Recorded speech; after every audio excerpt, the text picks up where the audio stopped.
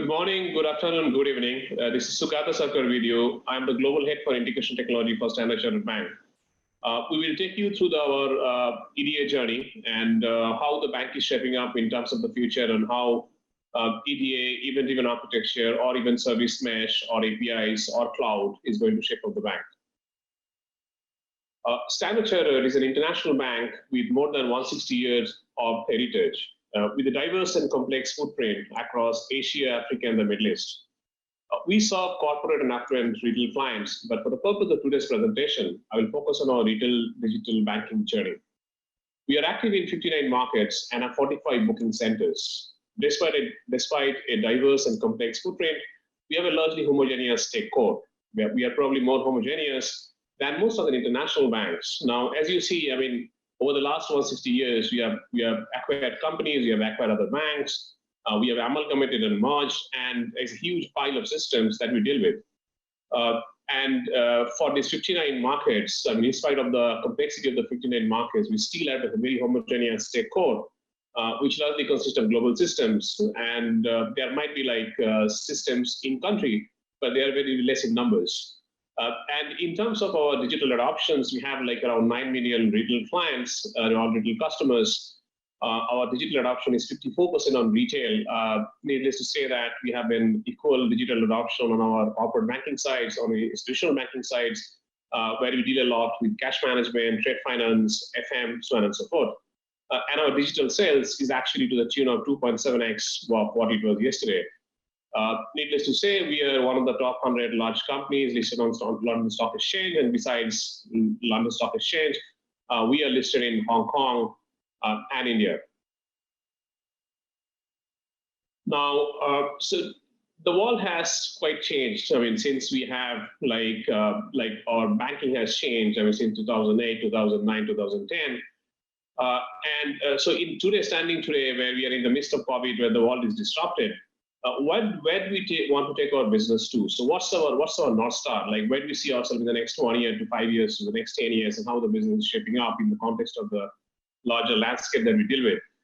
So in terms of North Star, we have 4 areas or 4 principles that we have charted. So one is the digital first strategy. So anything that we provide to our customers has to be on the digital first. So that's the point of presence for the bank. And obviously, COVID-19 has accelerated the journey massively, as we all know. Our second aspect is cloud first strategy, which means that we will be partnering with our cloud partners. It can be AWS, it can be Azure.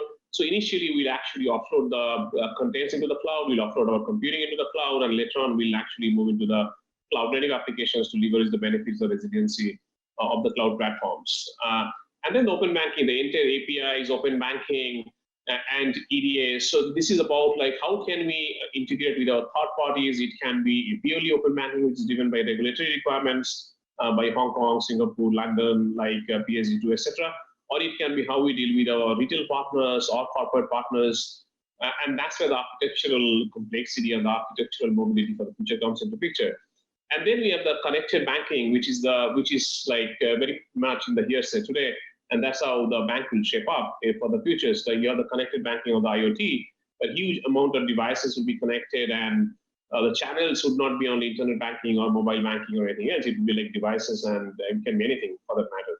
So that's the 4 areas where our North Star is heading to. But the thing is that, so what we need to do to actually enable this North Star to make sure that I speak about client customer delight. So how the customer will be delighted in terms of his expectation is met, and not only the expectation is met, it is far beyond that what his expectation is. And that's where the context of, in today's context, you have the always on systems. You cannot be down a single minute, right?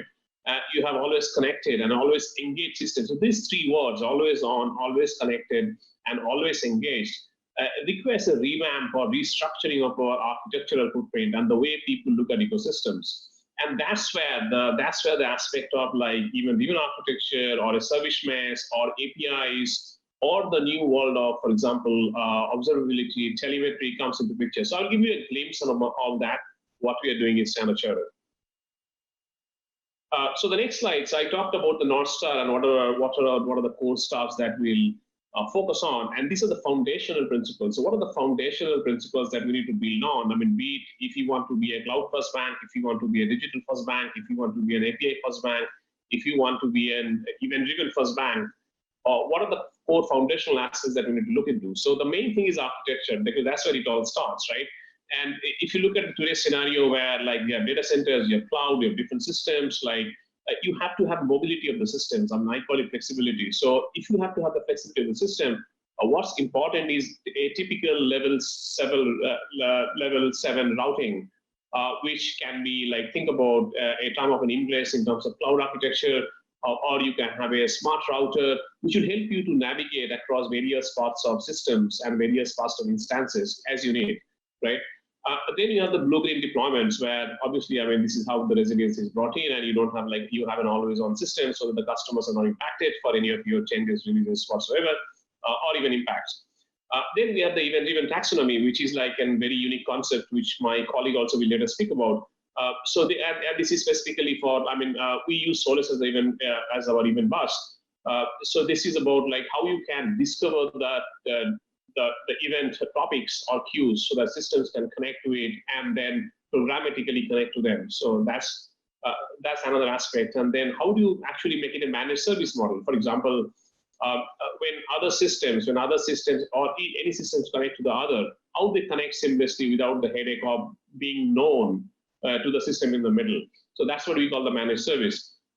Then the second aspect is, of course, stability. I mean, that's the core of whatever we do. I mean, I spoke about it. It's always on systems. We have to make sure that we reduce the blast areas. So when we architect, we need to architect with that in mind. In today's world, when the volumes are going high, when the number of transactions is going high, but the value of the transaction is going less, that actually entails that we become more efficient. So to actually have it more efficient, we need to be self-service. So whatever we do, we need to make sure that we actually build a self-service model so that the cost of transactions, in spite of the volume of transactions, is not impacted. And whatever possible, you need to do maximum automations.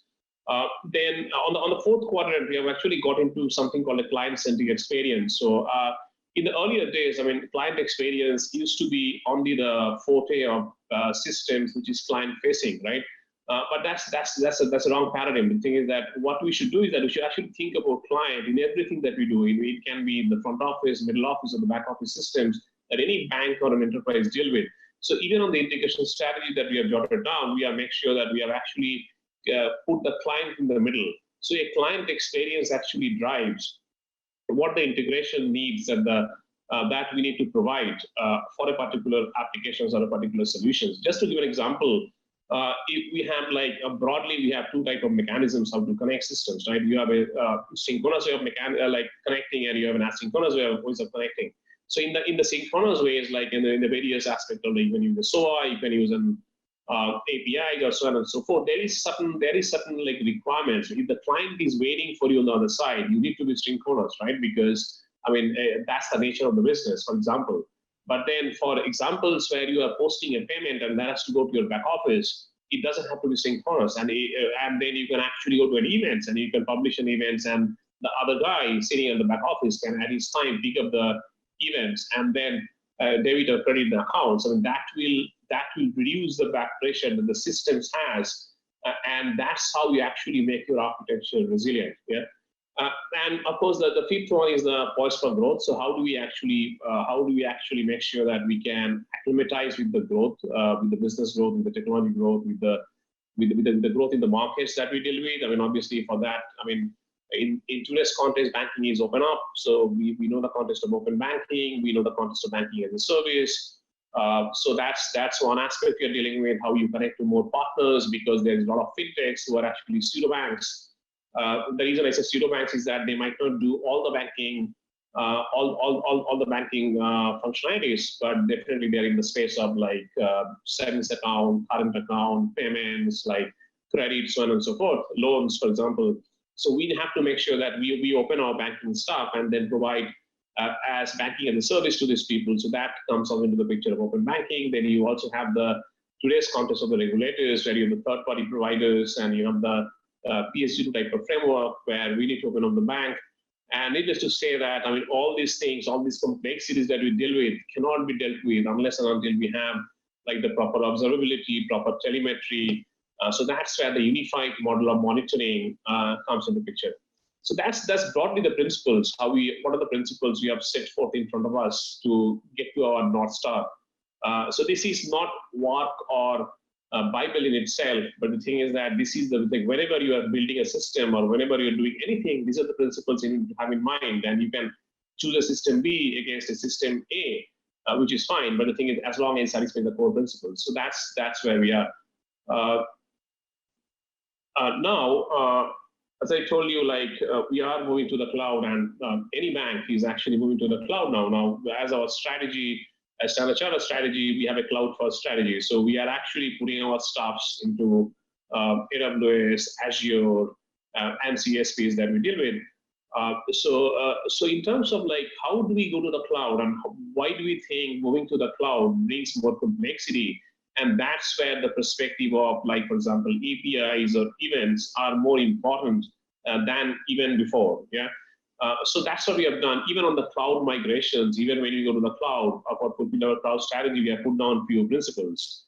The principle number one is actually the cloud agnostic tooling. So what it means is that today we might go to AWS, we might go to Azure. We do not see the future. I mean, the future can be like in the next 5 years, there can be 2 more CSPs coming out. But irrespective of wherever we go to, I mean, and then, for example, on the countries, you can have different like CSPs. Our architecture should be cloud agnostic. So what it means is that, like, for example, the way we deploy in AWS should be very similar to the way we deploy in Azure, or it should be very similar to the way we deploy in another CSP. So that entails that we need to actually have an abstraction of the Terraforms and all that. So I'm not going to do technical details, but you all understand that. But essentially, that it is cloud agnostic. And in terms of like, just another example is that every cloud will have their notification service, will have their messaging service. But in terms of the fact that we already have an on-prem, which is actually 70, 80% or 90% of our computing deployments, and then we have the clouds. I mean, we need to open up the architectures and keep it like cloud neutral, even for all the integrations of messaging, as well as APIs, as well as events, as well as file transfers. So that's what it is. The second one is actually a very important aspect, because it's called topology agnostic, the way we call it.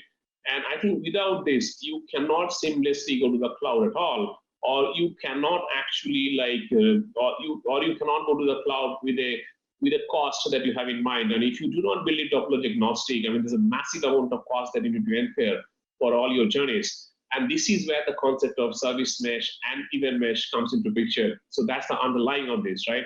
So what it means is that, let's say, for example, a internet banking system is actually consuming some services, some events, or some APIs from a payment systems, and the payment system is on-prem, which is on-prem data center. Now, if the payment system moves to the cloud, the internet banking application is completely agnostic of it. So the systems, the channels or other system that is consuming a service or an event or anything for that matter from another system should be decoupled from the cloud journey or from the transformation journey of the back office system in itself. So this is very paramount. Otherwise, like the entire thing will go wrong in terms of cost, people, and effort.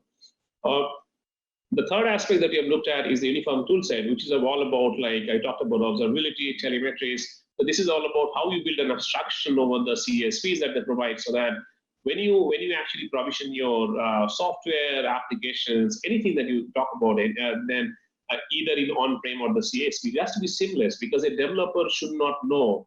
Like, for example, I mean, of course, you have the Terraform, and we have different tools. We have like AKs, EKs, OCPs, I mean, Rock Kubernetes, whatever you can talk about. But from a developer's perspective, to actually get efficiency, you need to make sure there is an abstraction so that he deploys once and then it gets deployed everywhere, right? So that's what we call uniform toolset. And we have a single control plane or single pane of glass, whatever we say. That's about like how you actually monitor, how you actually do your production support type of activities. So your control plane, you need to have a single snapshot or single kaleidoscope, either from on-prem or from CSPs, any CSPs whatsoever. So in terms of the journey, now the thing is that, like, all the stuff that I'm talking about, I mean, this is very architectural way that people want to proceed. But the thing is that what I'm not telling you is the complexity that comes with it, and the way you have to come out of the complexity is via your open architecture, is via deploying your even architecture, is actually deploying your API strategy. So that's what goes underneath, right? But I'm giving you like the top part of the cake.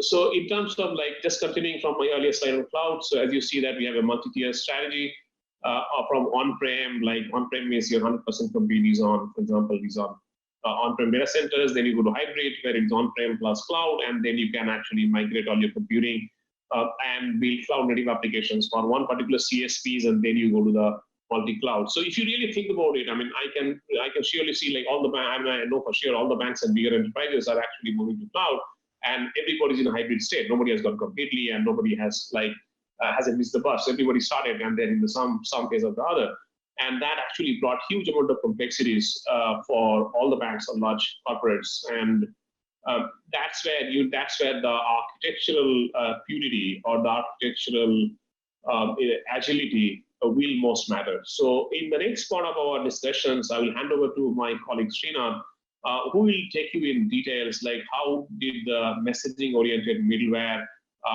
evolve in Standard Chartered, and how it is helping us to get to a state that all I spoke about in terms of the North Star, in terms of our cloud journeys, in terms of our EDA journey, in terms of our API first journey. So yeah, handing over to Srinath. Thank you, Sugata, so for this wonderful start on the EDA. So I'm Srinath. So I run the solution architecture and the strategic program for integration services, right? So taking off from Sugata, from where we are, I would like to give you a little more details on the story, right? So how we came to this point and what does the future hold for us, right? And our thinking about our thinking and story at every point in time, so that you guys can go back and maybe take some cues from our journey. Yeah. So let's get started. So instead of just straight off into EDA, I want to give you a little bit of background, right? So where we were and how we progressed and why EDA now.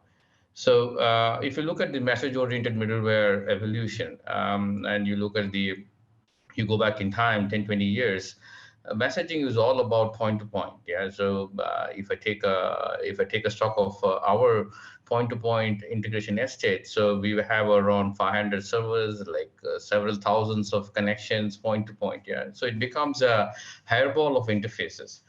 And then what happened is that towards the start of 2010, we decided to go the SOA way. So where SOA was the big word then.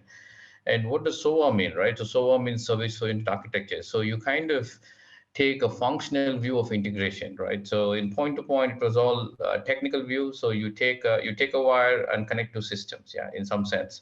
And now on a SOA, you take a functional view. So what does a functional view mean, right? So you're talking about systems having functional boundaries, and then to be able to expose this functionality for other systems to consume. Yeah. So going back to payment systems, so you have payment as a service, and then these services are consumed by other client systems. So then you give out payment service it could be on any protocol. So messaging becomes one of the protocols, right? Typically achieved with the pub sub architecture. So you can decouple the providers and consumers, right? So you publish to one topic saying that I want to make a payment, and then you receive a message saying that yes, your payment has been made. Yeah. Still, this doesn't help you to go to the digital way, as Sugata explained, right? So our aspirations to be cloud agnostic, multi-cloud, and also having poised for growth. SOA still will not be able to serve the new age technologies like the microservices and so on and so forth, right? So what do you need now? So you need something more fundamental and a fabric sort of a thing that stitches all your applications and the composites of the applications, right? The composites here becomes microservices. We will deep dive into it, right? So this is what we think is EDA all about, yeah? So now EDA in itself is a very broad terminology, right? So we need to break it down, and we need to understand what EDA means and how do you implement EDA, yeah? So let's now get into the EDA aspects and see how it works, right? Before even we begin into the aspects of EDA, I want to give you a picture of what a global bank looks like, right? And this is our story. And if you go to any of the global banks, like be it Goldman Sachs, be it JP Morgan or anyone else, you would have a similar pattern, right? So you would have multiple data centers across. You will have country flavors due to regulations. Like if you go to India, India forces you to have in-country data center. You go to Korea, Korea has their own in-country data centers, and you will also have global data centers, right? And then you have your cloud journey, right? So you're trying to move off your data centers into the cloud. So at any point in time, right? So you are looking at multiple data centers across the globe. You're looking at cloud aspects, right? And you're looking at in-country flavors, right? And how do you then stitch this together? Because as a global bank, you need to have standard processes, standard systems. You don't want to be reinventing your processes and systems for every country and every market, right? So then the scale of economics will not help you, right? So in some sense, you need sort of a fabric that sits across all of this, a mesh that sits across all of this and enables you to be agile, right? So in the end, integration services is all bringing about business agility without disturbing the core, right? So if you were to rewrite your core every time you want to roll out a new product, then we've got this all wrong, right? So you need to have business agility without rewriting the code and should be able to roll out the products across all the markets, right? And you need that infrastructure in place. So that's your EDA, right? In a nutshell. So how do you break this down and how do you make this happen, right? So it's got both views. One is a technology view, another one is the functional view, right? So the technology view is about how do you transport messages from one place to another place seemingly, right? So as Sugata was saying, topology agnostic, right? So whether the message is in Singapore on-prem here or on London on-prem, people would care less about, the people who are consuming would care less about it, right? So that's your infrastructure aspects, right? The DMR here in the slide stands for dynamic message routing, right? So you dynamically route based on the interest of subscription. Then if you do route, how do you kind of control and govern what gets routed where, right? So then it becomes like a massive traffic jam in some sense, right? So how do you then control what goes where, and how do you identify what's your relation with the events, right? So you need to have taxonomy. So taxonomy is an orderly arrangement of events. So think of your business glossary and business objects being related to each other, right? So whether you do an EDA, whether you do a microservices, whether you do API, right? The relation of objects remains consistent. Yeah, so there goes the taxonomy. So you need to be able to tie these objects together, have a functional view, yeah, of these objects or events in some sense, yeah. Now, the moment you tie them, you need to be able to like visualize them, and you need to be able to kind of govern them, like draw impact analysis, so on and so forth, right? So you need a catalog now, yeah? So the glossary then has to be represented in a catalog, right? So these are the three key aspects that as we see. Yeah, so now let me just, because everybody gets even EDA as an infrastructure aspect, so I want to like spend a little bit time on the functional aspect before we dive into the infrastructure, because the infrastructure is the easier bit, yeah. Now, on the event taxonomy, right? So why would you need it and how does it help, right? Now, taxonomy, of course, is the key pillar for EDA, right? And then taxonomy is the business entity representation, right? Gives you operational ease, right? So now that you have a taxonomy, you know what you're dealing with, right? So if you have, imagine a global bank having a production issue with the payments, right? And think of it like if you cannot zoom in and say that the production issue with the payments is for fast payments in the market called Hong Kong or India, you are like pretty much shooting in the blind, right? So operational efficiency, in some sense, would be achieved in pinpointing what is the problem and then how to kind of ring fence the problem, right? So there goes the taxonomy. So now taxonomy, if you look at it, can be coarse grained or fine grained, right? So the moment I told you that it's a payment in Hong Kong, right? You know, how far do you go? Like how many levels of object classifications can you go, right? So that's important as well. And then there comes the system agility, right? So the moment you classify, you can then deal with the applications or requirement at that level, right? So assume you want to bring in a new system that monitors high value payments in Hong Kong, yeah. So the agility that you can get because you have a taxonomy which supports classification of events, which is high value payments in Hong Kong, and to be able to take those events off the grid and then to be able to deal with it is system agility for you. Yeah. So that's the highest level, but I would still deep dive and then work on how do we get to it, right? So how do you then go about this taxonomy, right? So it seems like the panacea for everything, but then how do you go about the taxonomy, right? So our journey has been that we take at the highest level in terms of the lines of business that we deal with, right? So and the highest level of CIO functions that we have, right? So if you look at the Sugata slide, so we have the first slide, we had retail and corporate business, right? So if you look at this, so you have retail, CCIB. CIB is the corporate institutional banking. You have security services.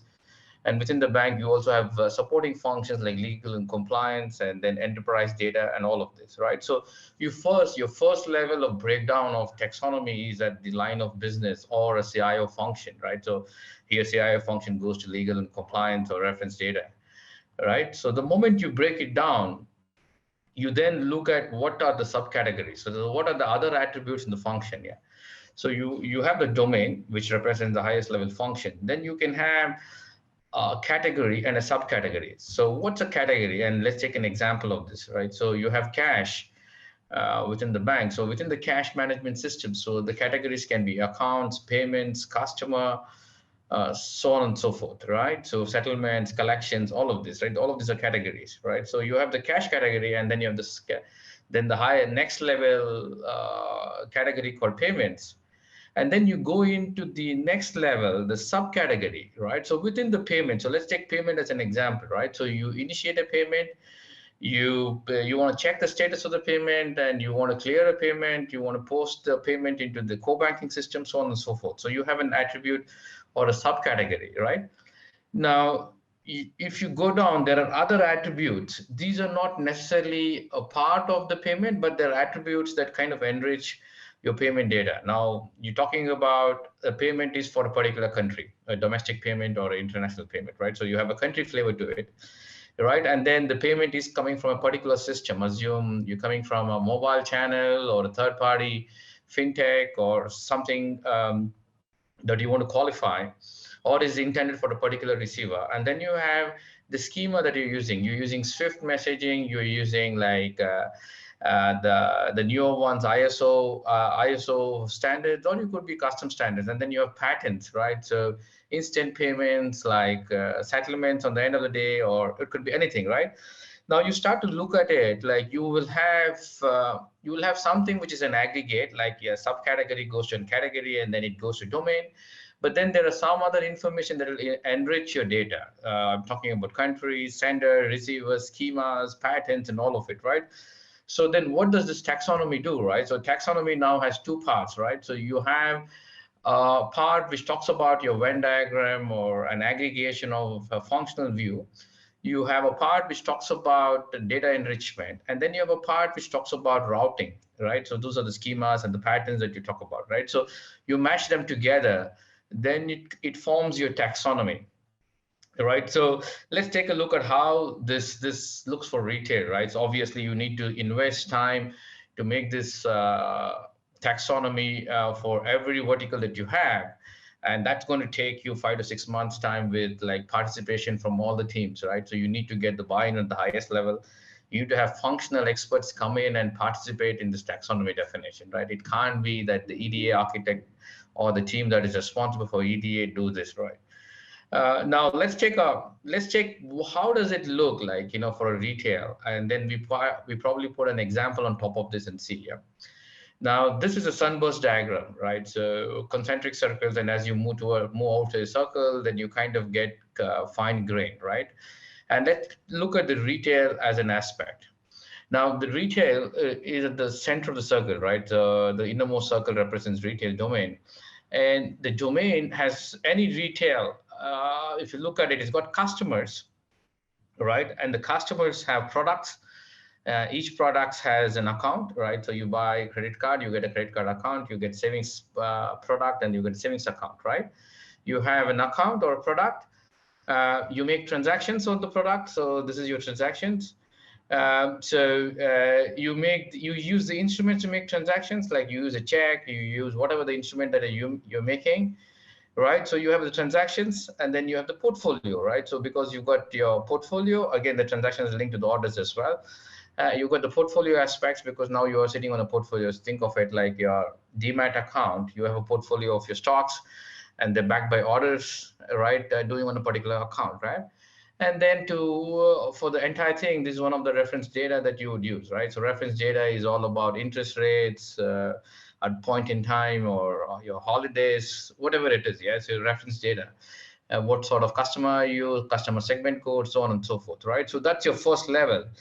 Now, the moment you start deep diving into each of this, right? Let's take customer as an entity. Then you've got types of customers, right? You got the wealth customer, private banking customer, a retail customer, and so on and so forth. And then you have customer profile, right? So you're talking about a customer can have multiple products and he has profiles in it, right? So you got a credit card profile, you got, because I can go to the bank and get credit card without even having a savings account, or I can go to the bank with the savings account, right? So I can then have two profiles with the same bank, right? With the same relation, because I've given a different details to credit card versus different details to savings account, right? So my profile is different. Yeah, of course, it's backed by master profile that I have, which is essentially my passport and my permanent address and all of it. Yeah. And then you see that the profiles then again have, like, updates, deletes, you're changing certain things and so on and so forth, right? So if you look at this, and if I take a sliver of the entire taxonomy and I'm looking at customer as one sliver, then you see that how do you break this down and then make this into an entity which you can compose of, right? So that's a key thing. So for your EDA journey to be successful, I would argue that without having a taxonomy and with an understanding of how your events look, it would be a futile efforts if you just put the infrastructure in place. Yeah. Now, let's see the magic of this, right? So let's look at an example of what does this mean and how an event-driven architecture can be so powerful. Yeah. Now, imagine that I have classified my payment, right? There's a payment taxonomy, right? And then I have the cash, which is domain, and then I have payment subdomain, and payment type is like subcategory. And then it has three values. It can be a fast payment, clearing, automatic clearing house, or RTGS. It is of a country. And it has got a status called initiation, and it has got a direction, like whether the payment is inward, or the money coming into the bank, or money going out of the bank. And it's got a priority aspect to it, like it's a high priority payment, medium and low, yeah, based on this, right? So let's assume that I put all of this together and have a taxonomy. Now, I'll just take one example, yeah. So, and I would then demonstrate how you would get system agility, yeah.